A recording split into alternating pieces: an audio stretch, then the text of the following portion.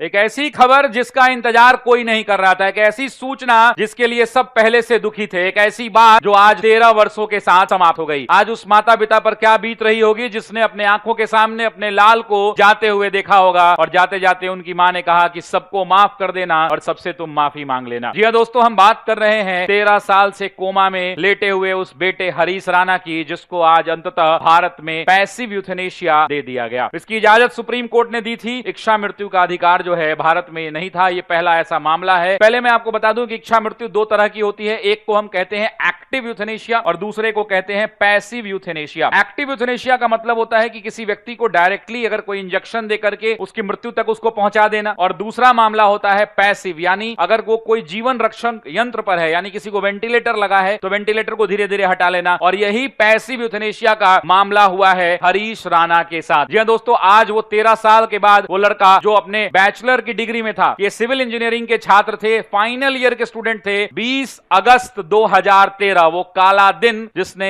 एक भाई को एक बहन से दूर तक पहुंचा दिया। अपनी बहना से ये बात कर रहे थे। पीजी में जो पेइंग गेस्ट होता है, जहां पे लोग हॉस्टल वगैरह में रहते हैं, वहां चौथी मंजिल से ये नीचे गिरते हैं और उसके बाद इनके ब्रेन में चोट लगती है और सब कुछ जो है रुक सा जाता है। चंडीगढ़ विश्वविद्यालय से पढ़ रहे थे और नीचे गिरने के बाद ये 13 वर्षों तक बिस्तर पर पड़े रहे और अंततः पहले इनकी मां हाई कोर्ट गई कि हमारे पास अब कुछ नहीं बचा है, सब कुछ बिक चुका है, अब हजूर उम्मीद करते हैं आपसे कि आप इसे इच्छा मृत्यु दे दिए। दिल्ली हाई कोर्ट ने इस मामले को रिजेक्ट कर दिया था। इस फैसले के खिलाफ मां बाप पहुंचे सुप्रीम कोर्ट। सुप्रीम कोर्ट ने मेडिकल बोर्ड का गठन किया और अंततः सुप्रीम कोर्ट ने इसकी इजाजत दी, जीवन रक्षक यंत्र को धीरे धीरे हटाने की इजाजत दी, और आज एम्स नई दिल्ली के अंदर में हरीश राणा ने अपनी अंतिम सांस ली है। दोस्तों, इसी खबर को बताने आए हैं आपको कि एग्जाम के पॉइंट ऑफ व्यू से भी बहुत इंपॉर्टेंट है। यही वो है हरीश राणा। मैं चाहता हूं कि आप इनके दिवंगत आत्मा के लिए प्रार्थना करिए, और ये वीडियो मैं इसलिए बना रहा हूं, पूरे भारत में ये पहला ऐसा केस है जो पैसिव यूथेनेशिया का है, और पहली बार भारत में सम्मान से मरने के अधिकार के ऐतिहासिक आदेश के तर्ज पर इसे देखा जा रहा है। एक ऐसी दुर्घटना जिसने सब कुछ बदल दिया और समय के साथ परिवार की भी हिम्मत टूट गई है। गंभीर चोटें आई थी, इस कारण वो परमानेंट वेजिटेटिव स्टेट में चले गए थे 11 मार्च। याद रखिएगा दोस्तों, भारत के इतिहास में